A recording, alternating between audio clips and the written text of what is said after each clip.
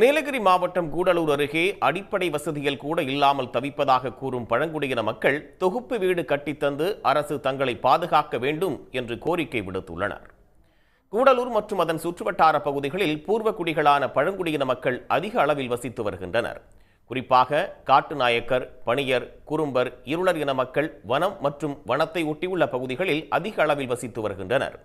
இவர்களில் புஞ்சக்குள்ளி கிராமத்தில் வசிக்கும் காட்டுநாயக்கர் சமூகத்தைச் சேர்ந்தவர்கள் அடிப்படை வசதிகள் கூட இல்லாமல் கஷ்டப்படுவதாக வேதனையோடு தெரிவிக்கின்றனர்.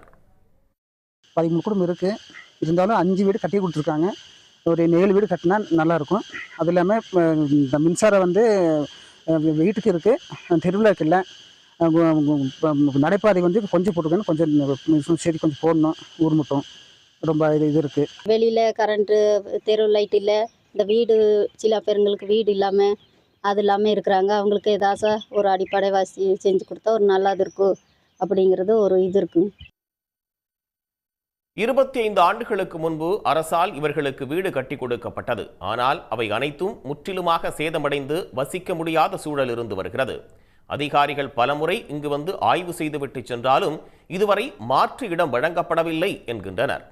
அரசு தொகுப்பு வீடு கட்டி கொடுத்து தங்களை பாதுகாக்க வேண்டும் என்பதும் இவர்களது கோரிக்கையாக இருக்கிறது.